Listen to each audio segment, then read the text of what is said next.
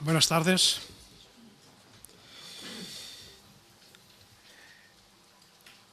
Excelentísimo señor, el ministro consejero de la Embajada de Francia en España, excelentísima señora encargada de negocios ad interim de Polonia en España, académicos, autoridades, señoras y señores.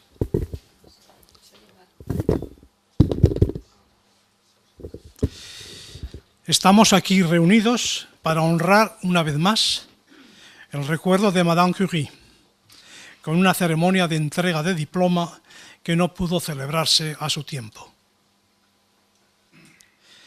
A propuesta de varios académicos, esta Real Academia de Ciencias Exactas, Físicas y Naturales eligió a Marie Curie como académica correspondiente extranjera el 30 de abril de 1931, con ocasión de su segunda visita a España como invitada especial de la Segunda República.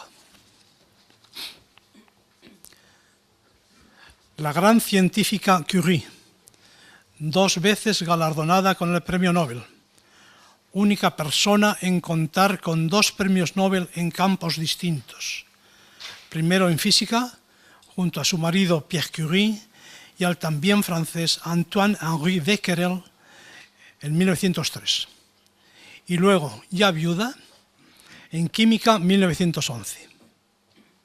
Así se unía a nuestra institución a una larga lista de genios como Faraday, Gauss, Einstein y Rutherford. En aquella ocasión no nos fue posible entregarle personalmente a Marie Curie el diploma acreditativo de su nombramiento.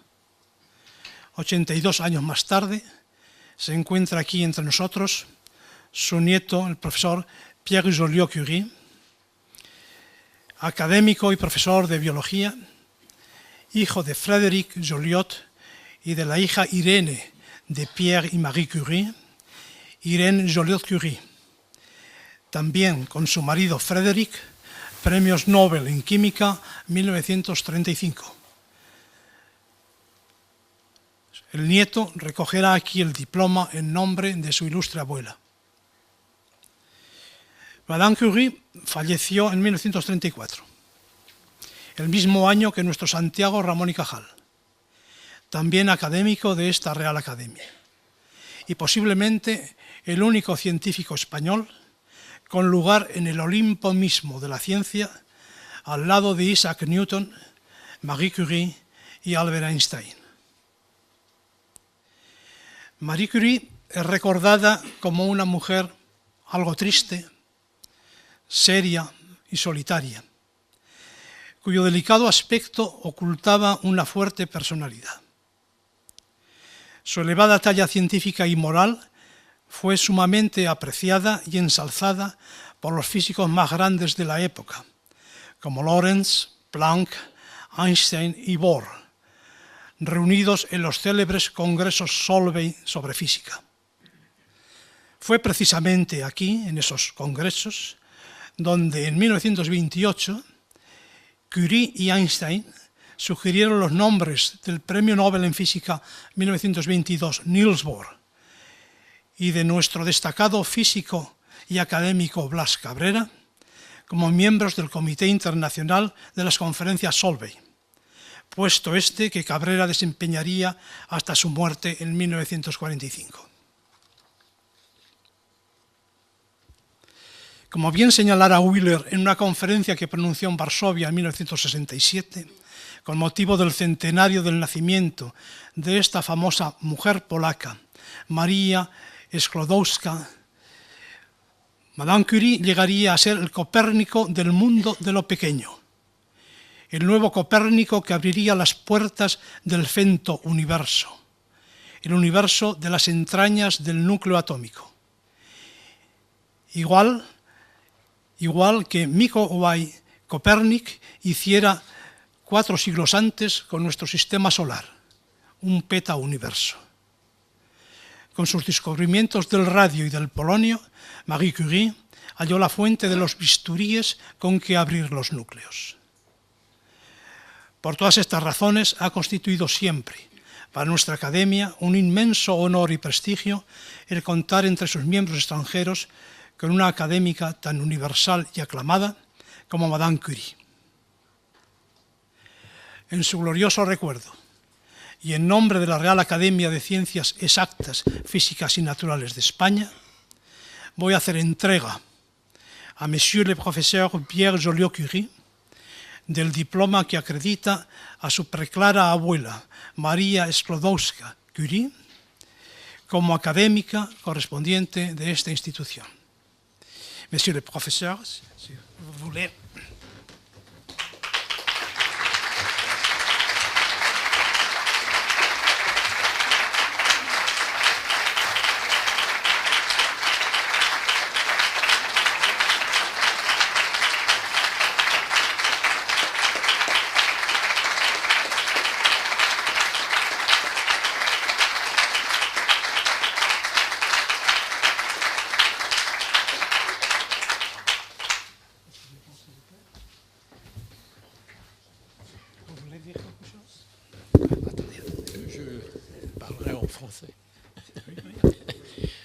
Je voulais dire combien je suis ému de recevoir ce diplôme qui rend un hommage extraordinaire à ma grand-mère et qui malheureusement n'a pas pu lui être remis à l'époque où elle était vivante.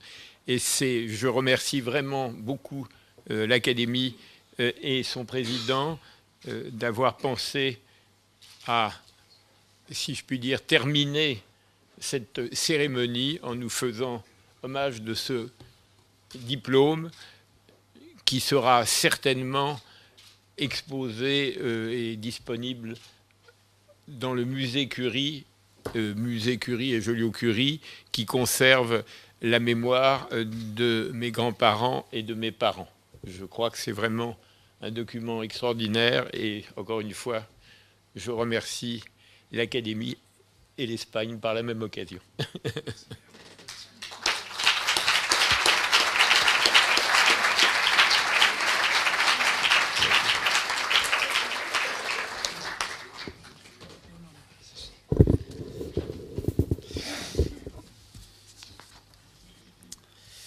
Bien, merci bien, Monsieur le Professeur Joliot-Curie, pour vos belles paroles de remerciement. Y a continuación, dos científicas españolas pronunciarán sendas loas sobre Madame Curie.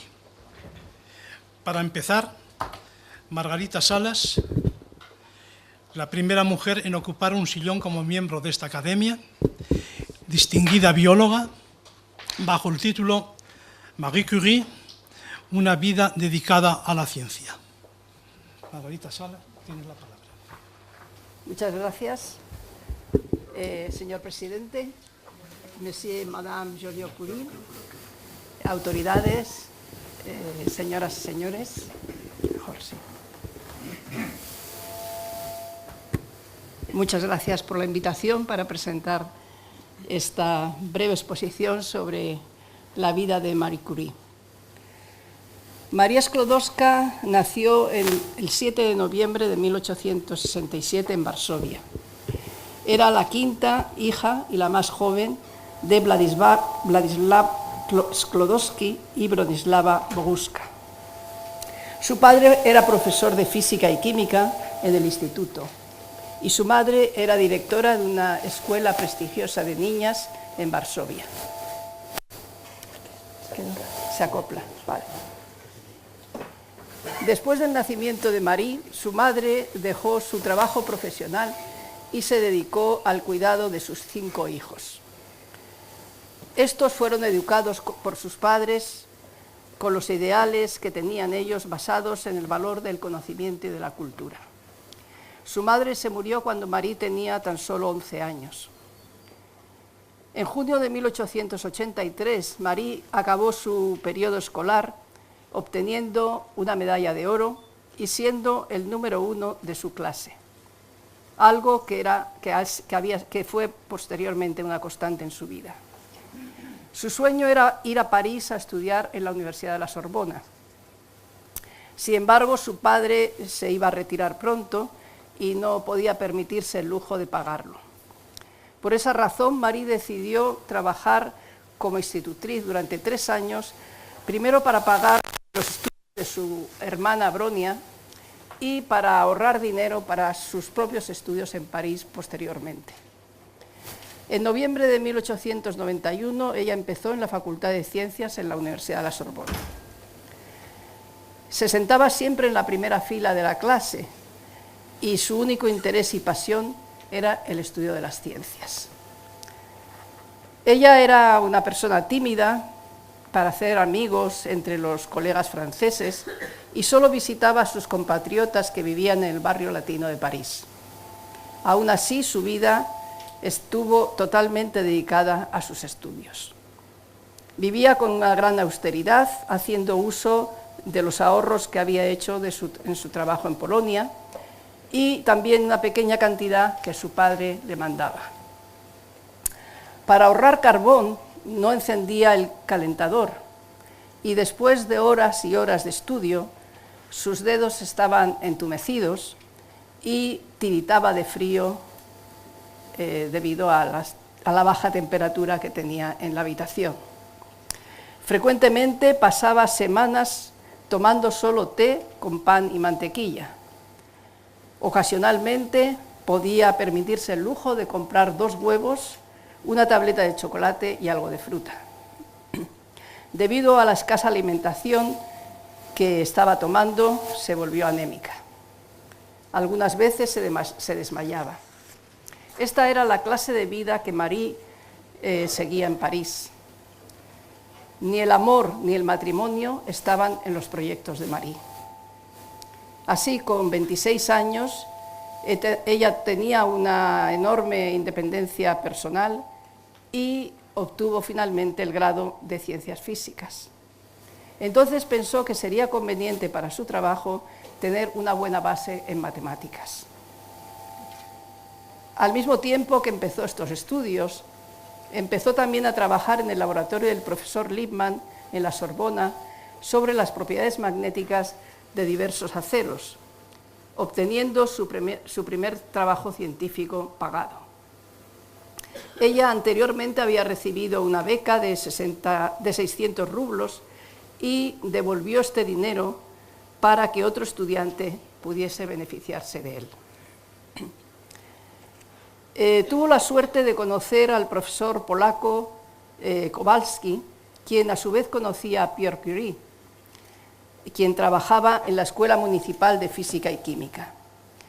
Kowalski le dijo a Marie que iba a tomar el té con Pierre y que se uniese ella a tomar este té. Él le dijo que probablemente Pierre podría ayudarla. Marie tenía entonces 26 años y Pierre 35. Y así como María, estaba totalmente dedicado a la investigación. Desde el momento en que se encontraron, ambos simpatizaron. Para Pierre, Marie tenía una personalidad sorprendente, puesto que podía hablar con ella en el lenguaje científico más complicado. Unos meses más tarde, Pierre le pidió a María que se casase con él. Después de algunas dudas y 10 meses más tarde, Marie aceptó la proposición de Pierre. Su luna de miel consistió en paseos por el campo, en las bicicletas que se habían comprado con el dinero que habían recibido como presente de boda, como regalo de boda. Ellos comían pan, queso y fruta y dormían en pensiones baratas. Cuando volvieron a París, alquilaron un apartamento muy pequeño localizado en la calle Glacier, pobremente amueblado. Marie entonces aprendió a manejar la casa, a llevar la casa y a preparar comida en un tiempo muy corto. Durante el segundo año de su matrimonio tuvieron su primera hija, Irene. Posteriormente, como ya se ha dicho, casada con Frédéric Joliot, los padres de nuestro invitado Pierre Joliot-Curie. Irene y Frederick, como también se ha dicho, obtuvieron el Premio Nobel en Física en 1935 por su trabajo sobre la producción artificial de elementos radiactivos. En 1897, Marie había obtenido ya 2 títulos universitarios y había publicado una importante monografía relacionada con la imantación del acero templado. Su siguiente meta era obtener el doctorado. Mientras buscaba un proyecto de investigación para ello, se interesó mucho por una publicación por el científico francés Antoine-Henri Becquerel, quien había descubierto que las sales de uranio emitían espontáneamente ciertos rayos de naturaleza desconocida. Un compuesto de uranio colocado sobre una placa fotográfica cubierta con papel negro producía una impresión de la placa a través del papel. Esta fue la primera observación del fenómeno que Marie posteriormente llamó radiactividad. Gracias al director de la Escuela de Física, donde Pierre estaba enseñando, Marie obtuvo permiso para usar un pequeño depósito en el sótano del edificio. La atmósfera era muy poco sana para la salud de Marie y no muy conveniente para los instrumentos de precisión que necesitaban. Mientras estaba trabajando en el estudio de los rayos del uranio, Marie descubrió que los compuestos de otro elemento, el torio, también emitían espontáneamente rayos como el uranio. En ambos casos, la radiactividad era mucho más fuerte que la esperada de la cantidad de uranio y torio contenida en los productos examinados. La única explicación posible era que los materiales estudiados deberían contener una pequeña actividad de una sustancia radiactiva más poderosa que el uranio y el torio. La cuestión era cuál era esa sustancia. Marie había examinado todos los elementos químicos conocidos, así que los minerales examinados deberían contener una sustancia radiactiva que tenía que ser un elemento químico desconocido hasta entonces. Pierre, que había seguido con enorme interés los experimentos de su mujer, decidió abandonar su propio trabajo para ayudar a Marie. Por tanto, ambos trabajaron juntos para encontrar el elemento desconocido. Empezaron separando y midiendo la radiactividad de todos los elementos que contenía la pegblenda. Sus investigaciones indicaron la existencia de 2 elementos nuevos en vez de uno. Y en julio de 1898, los Curie anunciaron el descubrimiento de una de estas sustancias. Marie la llamó polonio en memoria de su querida Polonia. En diciembre del mismo año revelaron la existencia de un segundo nuevo elemento químico que ellos llamaron radio, un elemento de una extraordinaria radiactividad. 4 años más tarde, los Curie podían probar la existencia del polonio y el radio, pero aun cuando ellos conocían el método para aislar ambos elementos, ellos necesitaban una alta cantidad de material crudo para obtenerlos. Las minas de St. Joachim Stahl, localizadas en Bohemia, eran ricas en pegblenda, de las cuales se obtenía el uranio, que se usaba en la fabricación de lentes. Los Curie calcularon que después del aislamiento del uranio, el polonio y el radio permanecerían intactos. La idea sería usar los residuos que tenían muy poco valor comercial. El gobierno austriaco les facilitó 1 tonelada de tales residuos y ellos empezaron a trabajar en una barraca abandonada, sin suelo, con unas mesas de cocina viejas, un pizarrón y una pequeña cocina de hierro viejo. Marie escribiría, cito, a pesar de eso, en esa miserable barraca, nosotros pasamos los años mejores y más felices de nuestra vida, dedicados al trabajo. A veces yo pasaba el día entero agitando una masa en ebullición con un agitador de hierro tan grande como yo misma. Al llegar la noche yo estaba exhausta. En esas condiciones trabajaron los Curie desde 1898 hasta 1902. Finalmente, en 1902, 45 meses después, Marie fue capaz de preparar un decigramo de radio puro y determinar el peso atómico del nuevo elemento. El salario de Pierre en la escuela de física era bajo y debido al nacimiento de Irene, ellos tuvieron que contratar a una niñera. En 1898 la cátedra de química en la Sorbona estaba vacante y Pierre decidió presentarse. Su aplicación fue rechazada. Solo 6 años más tarde, en 1904, después de obtener el premio Nobel, él obtuvo la cátedra. A su vez, María obtuvo un puesto como profesora en una escuela de chicas próxima a Versalles. El trabajo de los Curie era tan fuerte que a veces ellos no paraban ni a comer ni incluso a dormir. En varias ocasiones Pierre tuvo que meterse en la cama debido al fuerte dolor en sus piernas. Marie estaba muy pálida y delgada. Mientras la investigación sobre la radiactividad progresaba, los Curie se iban agotando poco a poco. El radio, purificado como cloruro, aparecía como un polvo blanco con propiedades extraordinarias. La intensidad de sus radiaciones era 2 millones de veces mayor que la del uranio. Solo una lámina gruesa de plomo podía resistir su penetración.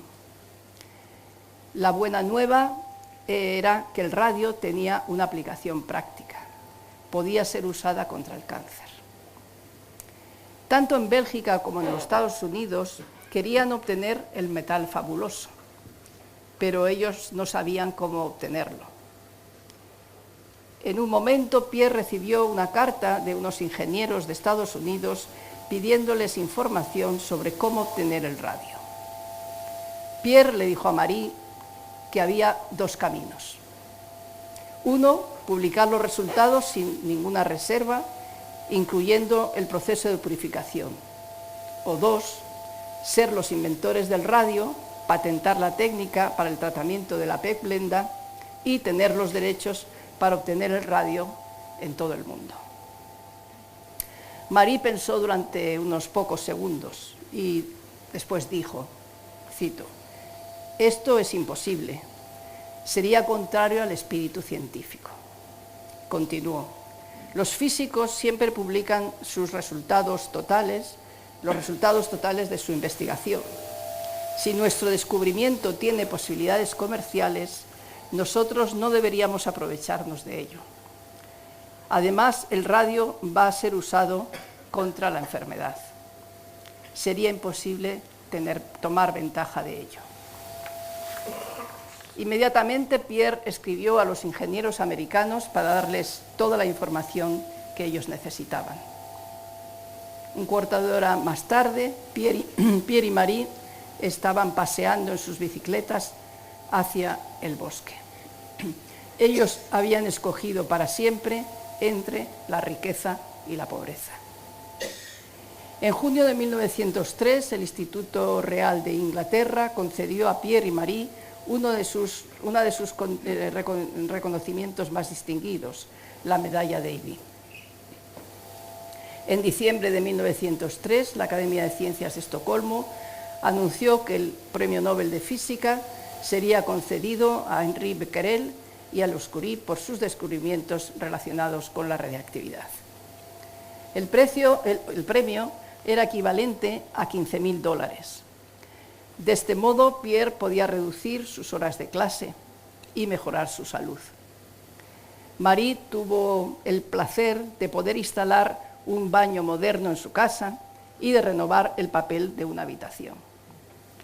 Hubo también regalos para familia, amigos, estudiantes polacos y algunas sociedades científicas. En primavera de 1904, Marie escribió, y cito, «Hay siempre ruido alrededor de nosotros. Los honores y la fama han estropeado nuestras vidas. Al final de su segundo embarazo, Marie estaba completamente exhausta. El 6 de diciembre de 1904, su segunda hija, Eva, nació. El 3 de julio de 1905, Pierre Curie ingresó en la Academia de Ciencias y la Sorbona creó una cátedra de física para él, la cátedra que años antes no le habían concedido. En abril de 1906, Pierre moría de un trágico accidente. María no se lo podía creer. Desde entonces, Marie se volvió una persona solitaria. El gobierno francés propuso conceder a Marie una pensión nacional. Marie la rehusó. Ella dijo: no quiero una pensión, yo soy aún joven y capaz de ganar suficiente para vivir para mí y para mis hijas. El 13 de mayo de 1906, el Consejo de la Facultad de Ciencias aprobó unánimemente dar a Marie Curie la cátedra que Pierre había ocupado en la Sorbona. Esa fue la primera vez que una mujer tenía una cátedra universitaria en Francia. El primer día de su clase, todo el mundo estaba muy expectante, esperando qué palabras pronunciaría. Recordaría la memoria de Pierre, daría las gracias al ministro y a la universidad por la cátedra. Cuando Marie entró en la clase, se fue hacia su sitio, mientras los estudiantes la aplaudían fuertemente. Entonces Marie se sentó y empezó su clase como sigue. Y cito: cuando nosotros consideramos los progresos obtenidos en física durante los últimos 10 años, nosotros nos sorprendemos de los grandes avances de nuestras ideas relativas a la electricidad y la materia. Marie Curie había empezado el curso con la misma frase que Pierre había dicho para acabar su curso. La fama de Marie creció enormemente. Ella recibió honores de diferentes academias extranjeras. Aunque ella no fue admitida como miembro de la Academia de Ciencias francesa, perdió la votación por un voto, obtuvo el Premio Nobel de Química en 1911. Como ya ha dicho el presidente, Marie fue la primera persona que obtuvo el Premio Nobel 2 veces. La Sorbona y el Instituto Pasteur crearon el Instituto Curie de Radio, dividido en 2 secciones. Un laboratorio de radioactividad dirigido por Marie Curie y otro dedicado a la investigación biológica y al estudio del tratamiento del cáncer, dirigido por un médico. Marie donó al instituto 1 gramo de radio que ella y Pierre habían aislado con sus propias manos, con un valor estimado de alrededor de 1 millón de francos oro. Hasta el final de su vida, este laboratorio fue el centro de su existencia. En 1921, mujeres americanas colectaron $100.000 para donar a Marie Curie 1 gramo de radio. A su vez, ellos le pidieron que fuese a los Estados Unidos. Marie dudó mucho, pero finalmente aceptó. En Estados Unidos se le concedieron medallas en muchas universidades americanas, títulos y grados honorarios. Ella se sentía muy débil con todos estos viajes y los médicos la recomendaron volver a Francia. A su vez, en Varsovia construyeron un instituto de radio llamado Instituto Marie Sklodowska-Curie, y las mujeres americanas también consiguieron de nuevo suficiente dinero para comprar otro gramo de radio. Marie era muy poco cuidadosa con las precauciones para trabajar que ella a su vez imponía a sus discípulos. Muy raras veces ella se hacía análisis de sangre, que eran obligatorios en el Instituto del Radio. Estos análisis, cuando se los hizo, mostraron que su fórmula sanguínea no era normal. pero ella no le dio importancia. Durante 35 años ella había estado manipulando el radio y respirando el aire de sus emanaciones. Y durante los 4 años de la guerra, ella había estado expuesta a las radiaciones de los aparatos de rayos Röntgen, mucho más peligrosos. Ella también tenía quemaduras penosas en las manos. Marie tampoco le dio importancia a una fiebre ligera que ella obtuvo. Pero en mayo de 1934, debido a una gripe, ella tuvo que guardar cama y nunca se levantó. Marie murió a los 66 años de anemia plástica debido a la sobreexposición de las radiaciones. El 6 de julio de 1934, Marie Curie fue enterrada en el cementerio de Sos, en una tumba cerca de la de Pierre Curie. No hubo políticos que estuviesen presentes ni discursos. Solo familiares, amigos y colaboradores asistieron al entierro. Desde 1995, en el Panteón de París, junto con el escritor Victor Hugo, entre otros, yacen los restos mortales de Marie y Pierre Curie. Marie fue una mujer científica extraordinaria, que abrió el campo de la física nuclear y de la terapia del cáncer, trabajo que acabaría con su vida. Marie Curie es un ejemplo y un modelo para los científicos en general y para las mujeres científicas en particular. Muchas gracias.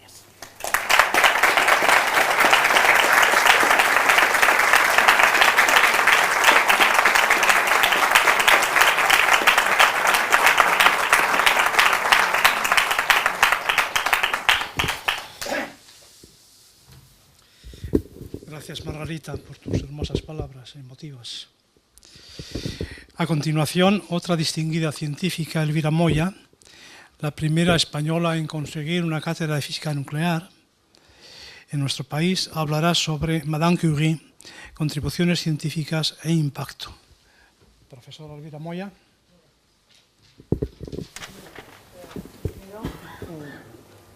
Decir...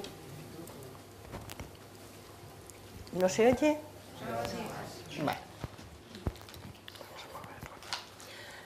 Primero decir que es un gran honor para mí y también un enorme placer estar aquí en esta gran casa de la ciencia para hablar de lo que ha sido, pues, el ídolo de mi vida. Marie Curie ha sido una inspiración para muchas generaciones de mujeres modernas que, como ella, pues han sentido ese impulso de querer contribuir al engrandecimiento del conocimiento y de dedicar sus pequeñas vidas a esta noble tarea. Así pues, doy por ello las gracias al presidente de esta Real Academia y también a los miembros de la Academia por acordarse de mí a la hora de exponer esta pequeña contribución para homenajear a esta gran figura de la historia de la ciencia. Si consigo saber cómo funciona esto. No.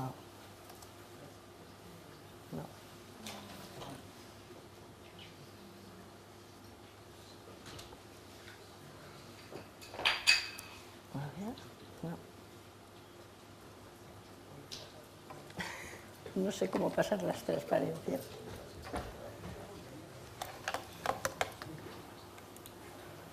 Claro. Ahora con esto. Así que,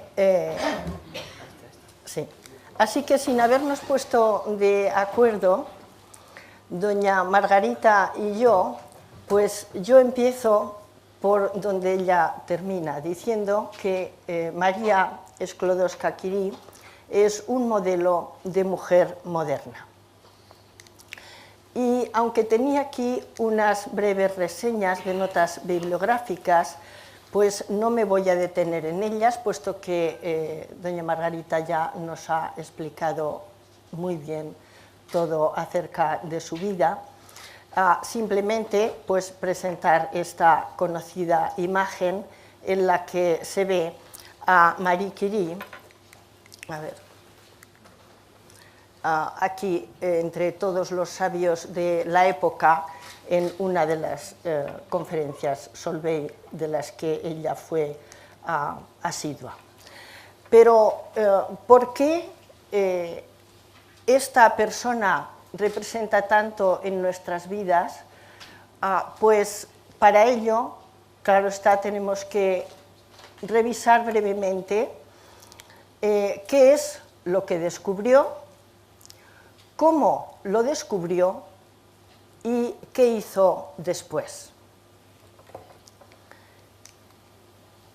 Y resumiendo muy brevemente qué es lo que descubrió, pues diré que lo primero y principal es que descubrió dos nuevos elementos, el polonio y el radio, aparte de las radiaciones del torio. Además, acuñó los términos radioactividad y elemento radioactivo. Además, hizo la correcta hipótesis de que las radiaciones procedían de los átomos. Esta hipótesis fue crucial para desentrañar la naturaleza de las radiaciones, para descubrir nuevos elementos radioactivos y también para llegar al concepto de la transmutación, que es fundamental a lo largo de toda la historia de las ciencias nucleares. Más de 30 elementos fueron descubiertos en 10 años a partir de las técnicas que ella, junto con Pierre, desarrolló. Desarrollaron técnicas completamente novedosas para aislar el radio de la Peckblenda. Y, como bien nos decía doña Margarita, pues nunca quisieron patentar esos métodos. Nunca cambiaron su deseo de riqueza en el conocimiento por su deseo de riqueza en su entorno material. La industria del radio fue, por supuesto, una industria muy floreciente. Pero ellos cedían gratuitamente sus conocimientos sin percibir por ello otra cosa que la honra de que otros reconociesen su generosidad y su sabiduría. Estableció también un patrón de medida de radioactividad que permitía que las medidas en distintos laboratorios en todo el mundo pudiesen compararse. Encontró aplicaciones médicas del radio y desarrolló, dedicó gran parte de su vida durante la Primera Guerra Mundial a ella misma dedicarse a tratamientos y diagnósticos de enfermedades. Y aquí vemos la familiar tabla periódica en la que están señalados los dos elementos que ella descubrió. Y dicho así de simplemente, pues nuestras jóvenes generaciones no se impresionarían en absoluto. Hay que ver lo que se conocía en aquellos momentos para darse cuenta de lo revolucionario de su descubrimiento. A la izquierda vemos la tabla de Mendeleev tal como él la escribió. Y a la derecha, pues en verde, está expresada esa misma tabla, pero en una forma que nos resulta más familiar hoy en día. Y todos los elementos en esta pequeña tabla de la derecha, que aparecen en azul, se descubrieron en muy pocos años a partir del descubrimiento de Madame y Pierre Curie, utilizando precisamente sus técnicas. Eso ya es un poquito más impresionante, pero si vemos el cómo, pues todavía impresiona más. Evidentemente, para ello tenemos que ver cómo lo hicieron y en qué consistían esos métodos que Marie y Pierre diseñaron. Como todos saben, pues fue justo después de que Becquerel observase y publicase, hiciese públicos sus descubrimientos de que había una emisión espontánea de rayos procedente de las sales del uranio, Marie entendió que ese era un tema muy interesante y, como ella misma dice, había muy poco que leer al respecto porque solo había el trabajo de Becquerel, pues inmediatamente se puso a la faena. Y como, digamos que ella se centró en medir la intensidad de las radiaciones. ¿Y cómo medían esa intensidad? Pues medían esa intensidad a partir de la intensidad que producían, de la corriente que se producía. Ya Becquerel había dicho que si se colocaban sales de uranio en dos placas y se establecía una diferencia de potencial entre las placas metálicas, entonces se veía que se creaba una corriente. Pero esas corrientes eran unas corrientes débiles, no eran unas corrientes que fuesen fáciles de medir con los instrumentos de la época. Y además, eso también Becquerel ya lo había dicho, pues esa intensidad de la corriente era justo medida de la radiación que desprendían esas sales de uranio. Y con esas técnicas, pues muy pronto encontró que el torio también emitía radiaciones, el torio era un elemento conocido, pero ese descubrimiento, aunque lo publicó otro alemán, lo publicó prácticamente a la vez que él. Y como en cualquier caso era un elemento conocido, nadie le dio demasiada importancia. Parece que no, pero también en aquella época había sus carreras por ver quién publicaba primero las cosas. Y lo que es más importante, se dio cuenta de que algunos de los minerales que contenían sales de uranio, pues tenían una actividad que era muy superior a la actividad que correspondería al uranio puro. Y fue ahí donde ella, ni corta ni perezosa, hizo la hipótesis de que para que eso fuese así, tenía que haber otros elementos que fuesen más radiactivos. Era una mujer atrevida en su pensamiento. Otra hubiese dicho, pues a lo mejor es que me he equivocado. No, ella inmediatamente concluyó que es que tenía que haber otros elementos. Y el primer elemento que detectó, que pudo detectar por análisis espectral, pues fue el polonio. Es decir, fue el elemento al que ella, en honor a su tierra de origen, de la que nunca se olvidó, pues le puso el nombre de polonio. Y después habían descubierto también otro elemento al que llamaron radio. El polonio nunca jamás lo pudieron conseguir extraer de las sales, porque el polonio tiene una vida muy corta. como tiene una vida muy corta, según se produce se desintegra y no hay manera de extraerlo. Sin embargo, el radio, que es enormemente activo, tiene una vida larguísima. Y esa vida larguísima hace que, claro está, una vez que se crea, pues quede allí, aunque se crea en muy pequeña cantidad, y con técnicas muy especiales, pues pueden ir separando el radio de esas sales de uranio. Tenía una pega química enorme el radio, y es que sus propiedades químicas eran exactamente iguales que las del bario. Entonces, por métodos químicos era absolutamente imposible separarlo.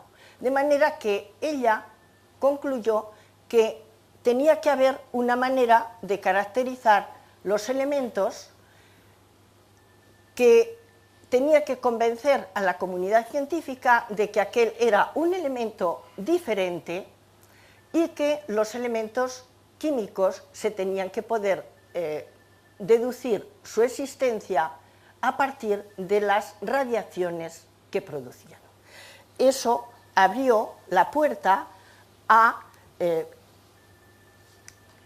el desarrollo de estos métodos electrométricos que ellos usaban, además de la separación por cristalización, para convencer a los demás de que evidentemente los métodos electrométricos eran un método único para detectar ese nuevo tipo de elementos que si no eran totalmente indetectables. Y aquí vemos a Pierre Curie, compañero inseparable en todas estas pesquisas, con el aparato que él había creado en los años 80 en colaboración con su hermano. El efecto fotoeléctrico, hay que decir, en honor a Pierre Curie, a María le encantaría que no solo citásemos a ella, sino que también citásemos a Pierre, y el trabajo en unión fue lo que verdaderamente hizo que pudiesen progresar tanto y tan rápidamente en este terreno. Y por eso he señalado aquí, al final de esta transparencia, lo que ella misma dice. Hemos encontrado que hay una forma completamente diferente en la química de detectar los elementos. Es por medidas electrométricas y podemos decir que hemos entrado en la química de lo imponderable. Quiere decir imponderable en el sentido de que no se puede pesar. No podían extraer la sustancia en cantidades medibles con la balanza, sino en cantidades que solo podían detectar a través de las radiaciones que emitían. Esto era algo totalmente nuevo. Y aquí he extraído también algunas frases de lo que Pierre Curie, en su lección de recepción del premio Nobel, que la dio en 1905, aun cuando el premio Nobel se lo habían otorgado en 1903, María no podía dar la lección por ser mujer, la dio Pierre, pues alguna de las cosas que dice, cómo describe lo más elemental acerca de esas radiaciones que habían descubierto. Dice, los rayos de Becquerel, les llaman rayos de Becquerel en honor a que Becquerel era el primero que los había detectado, dejan una impresión sobre placas fotográficas. Pasan a través del papel negro y de los metales. Hacen el aire conductivo, la radiación no varía con el tiempo, ellos no detectaban que la radiación variaba, porque el radio tiene una actividad enorme, y la causa de su producción es totalmente desconocida. María mostró, y esto lo dice Pierre, recordemos, María ha mostrado en 1898 que de todas las sustancias preparadas en el laboratorio, solo aquellas que contienen uranio y torio son capaces de emitir tales rayos, y las ha llamado sustancias radioactivas. Es decir, le está dando el crédito de que ella es la que las ha descubierto y ella es la que les ha puesto el nombre de radioactivas. Haciendo las medidas, Marie Curie encontró que ciertos de estos minerales eran más activos que lo que correspondería al uranio y al torio. Madame Curie, entonces, hizo la hipótesis de que estas sustancias contenían elementos químicos radioactivos que eran todavía desconocidos. Nosotros, Madame Curie y yo, nos hemos dedicado a buscar estas hipotéticas sustancias en la pigmenta. Y así sigue describiendo todos los efectos de esas radiaciones desconocidas que pasan a través de la materia, que producen descargas de los electroscopios, que producen chispas, fosforescencia, coloración de cristales, termoluminiscencia, radiografías, y algo muy novedoso es que dicen, hemos visto que el radio de manera continua emite calor, aproximadamente unas 100 calorías por hora. También, dice, hemos estudiado los rayos que emiten. No solo ellos, sino muchos otros científicos de la época se dedicaron, claro está, a estudiar estas radiaciones. Y con no poco esfuerzo, pero con gran clarividencia, pues encontraron los 3 tipos de radiaciones que todos hemos estudiado en la escuela: la radiación alfa, beta y gamma. Es decir, estos elementos radiactivos emitían estos 3 tipos de radiaciones y por eso tenían esas propiedades tan variadas, porque cada tipo de radiación pues tiene unas propiedades diferentes de las otras.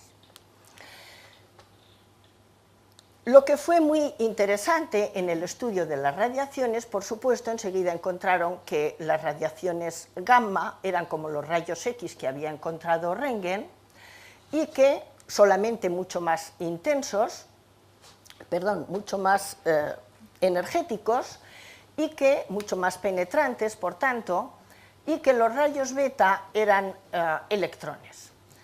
¿Y qué eran las partículas alfa? Pues Rutherford las identificó como un nuevo elemento químico. Encontró que cuando se depositaban y se neutralizaban, pues eran unos elementos nuevos que hoy llamamos helio. De manera que todas esas cosas se sabían, pero María tenía que seguir trabajando en conseguir una cantidad respetable de radio que le permitiese hacerse creíble en la comunidad científica que el radio era un elemento de verdad y no una entelequia.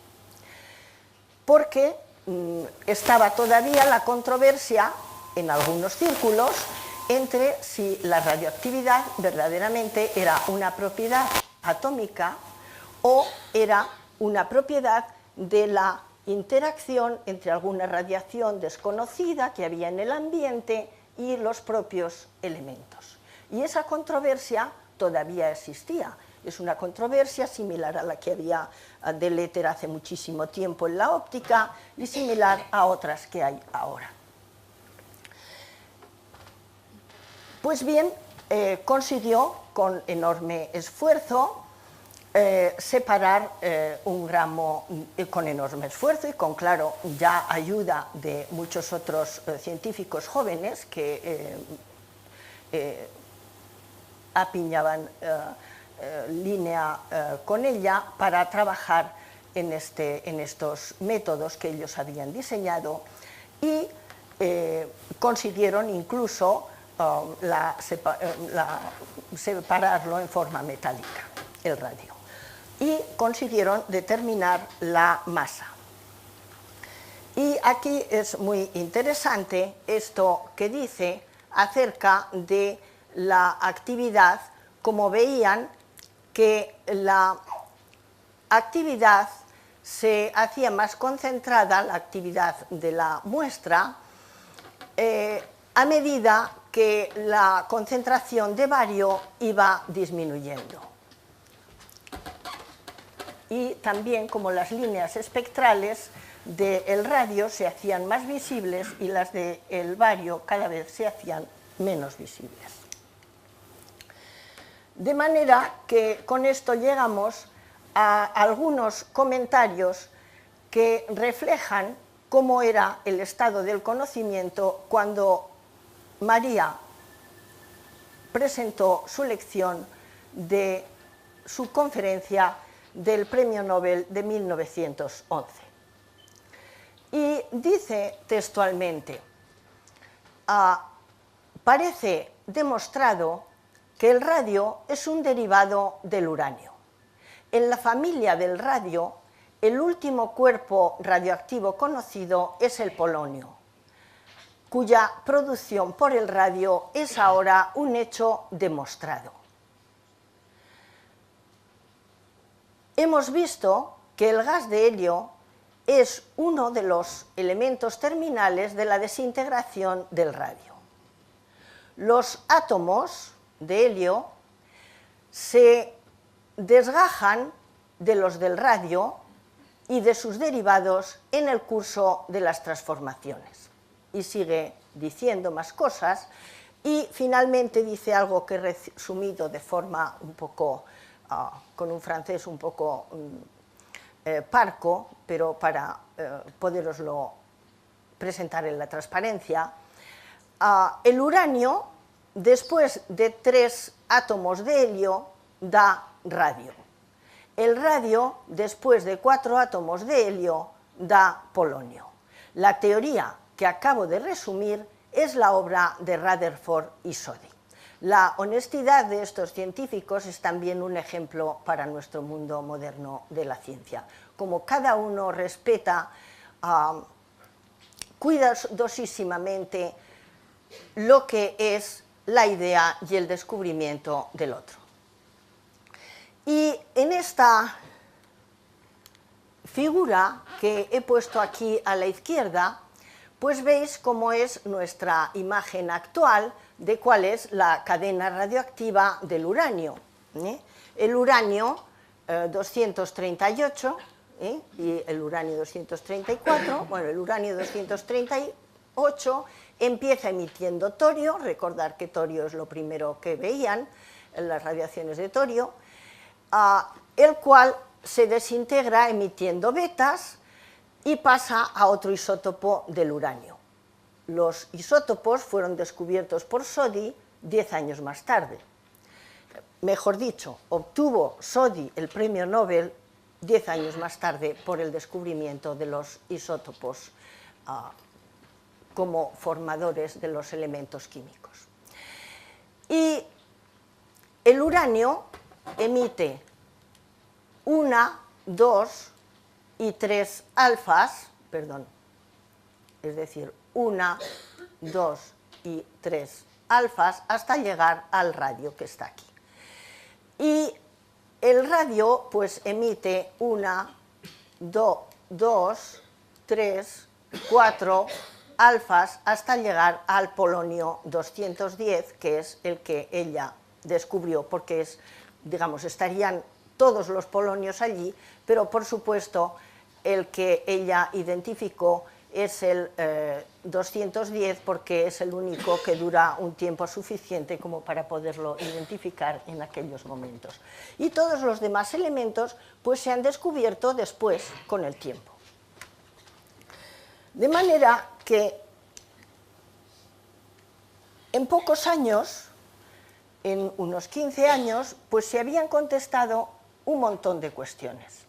Se habían encontrado un montón de nuevos elementos, se habían descubierto nuevas técnicas, había nacido una nueva manera de hacer química y parecía probado que unos elementos se transformaban en otros emitiendo radiaciones. Pero preguntas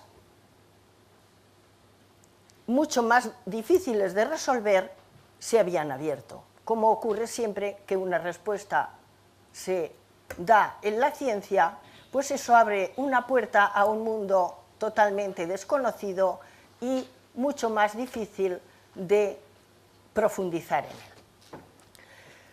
Algunas de las preguntas eran: ¿cómo están las cargas positivas y negativas distribuidas en el átomo?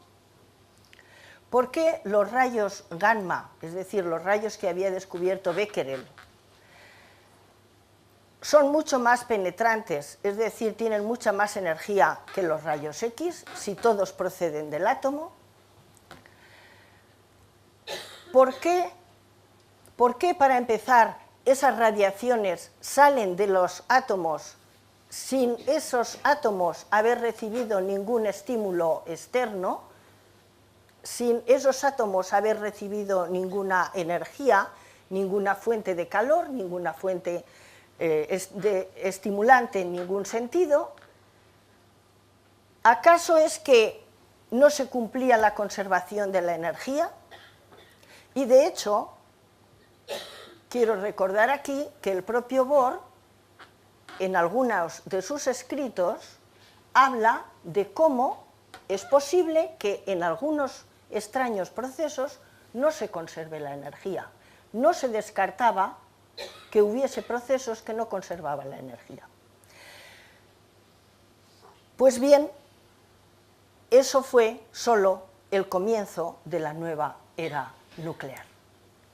La nueva era nuclear, que justo en el mismo año en que Marie Curie nos contaba esta clara descripción que ella tenía de cómo salían los elementos radioactivos unos de otros, pues Rutherford, que fue también genial, descubrió que el átomo contenía toda la carga positiva situada en el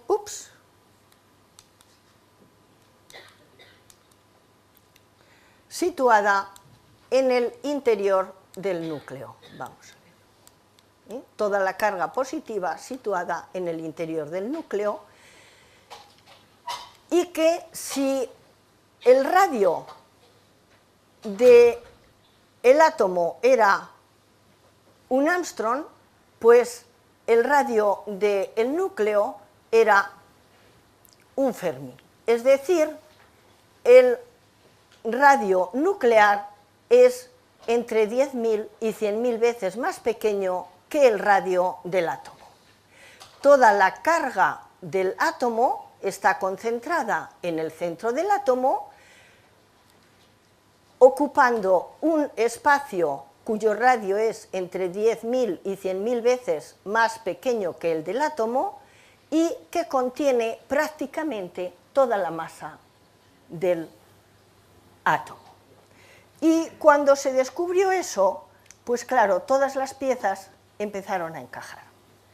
Ya no había por qué pensar que no había conservación de la energía.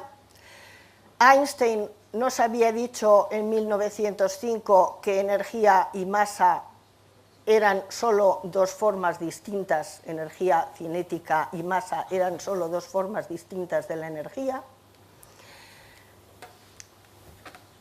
Las masas de los núcleos se empezaron a tabular y se empezó a ver como si unos elementos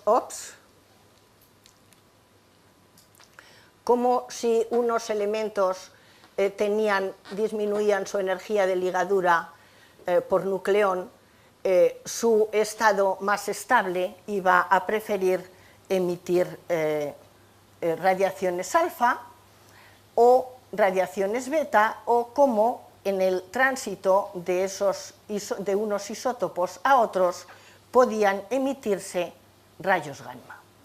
De manera que todo este rompecabezas empezó a cobrar coherencia con el descubrimiento del núcleo atómico. Y dio lugar a la versión que hoy tenemos de la estructura de la materia.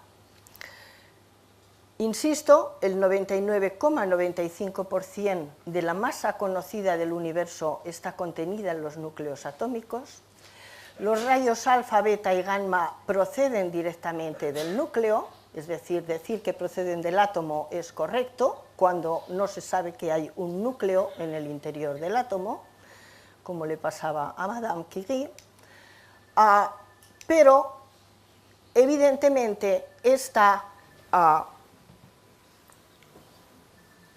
cadena de desintegración tan limpia que hoy vemos cuando ponemos cada elemento en un mapa que contiene la masa atómica y el número atómico en ordenadas y abscisas, y vamos descontando el número de nucleones que tiene la partícula alfa. Cada vez que un uranio emite una partícula alfa que tiene 4 nucleones, pues pasa a un átomo que tiene 4 nucleones menos, 2 protones y 2 neutrones menos. El neutrón, por cierto, no se descubrió hasta el año 32, como sabéis, pero no obstante, sí sabían que la masa que estaba en el interior del núcleo era aproximadamente dos veces la masa del átomo de hidrógeno.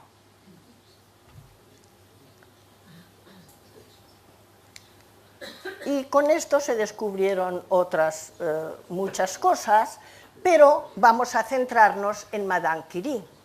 ¿Qué hizo después Madame Curie? Pues después Madame Curie consiguió finalmente, después de su premio Nobel, que le creasen su Instituto del Radio. He leído también que ella dijo que aceptaba la cátedra en la Sorbona con el propósito de que le construyesen un instituto del radio que hubiese sido el objetivo de Pierre. Y en este instituto, que por razones de la guerra su actividad no se inició hasta pasada la guerra, pues se formaron un gran número de investigadores, entre ellos doña Irene Curie, que junto con su marido también recibieron el premio Nobel. Pero también otros 2 premios Nobel más salieron de este instituto.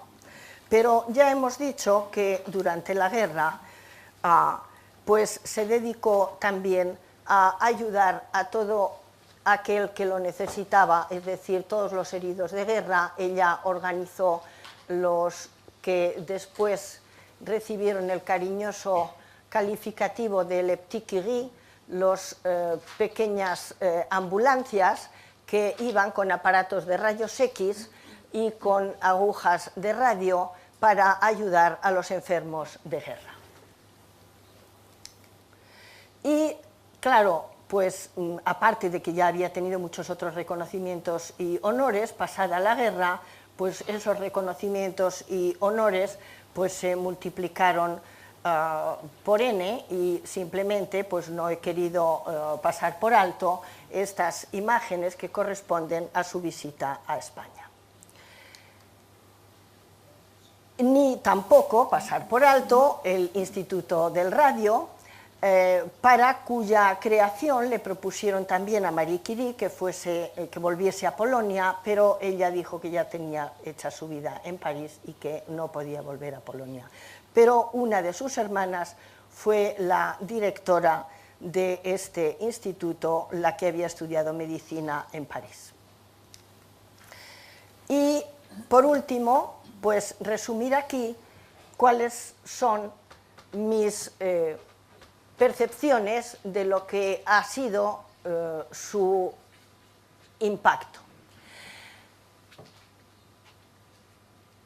Su trabajo iniciático dio lugar al creativo campo de la radioactividad, que fue revolucionario en muchos aspectos. Conceptualmente, introdujo la nueva idea de que los elementos podían crearse y destruirse, que podían nacer y morir.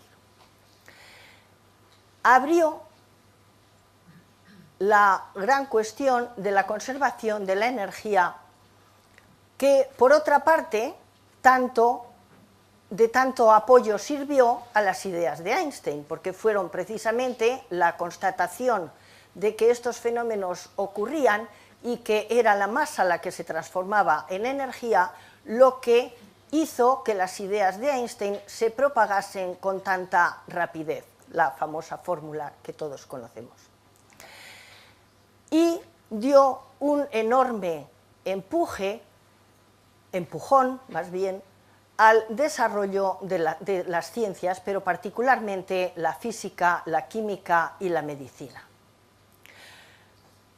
No podemos olvidar que la radioactividad está en los orígenes de la mecánica cuántica, de todas las ciencias nucleares, no solo de la física nuclear, de la física de partículas, así como de la astrofísica moderna y, en cierto modo, también de la geofísica. Las aplicaciones en la vida moderna pues van desde la industria a la medicina, desde la agricultura a la arqueología, biología, geología, fuentes de energía para nuestra vida cotidiana, hasta exploraciones en el espacio. Sabéis que hay naves propulsadas por mínimos reactores nucleares. Y para terminar, pues cierro con una imagen que compensa a la primera con la que he empezado la charla, y es decir que para mí este acto creo que Madame Curie no se sentiría feliz si no hiciésemos también honor en él a Pierre Curie. Y que el mayor descubrimiento que ambos hicieron fue descubrirse el uno al otro. Gracias.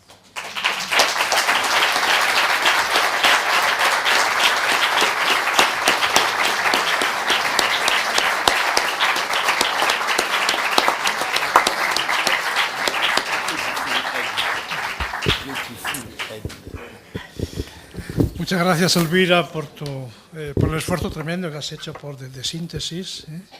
Y está muy bien, enhorabuena. Y, señores, gracias por su paciencia y por acompañarnos en este acto. Monsieur Jules Curie, je vous souhaite une belle journée en Espagne avec votre femme. Y, señores y señores, se levanta la sesión. Gracias.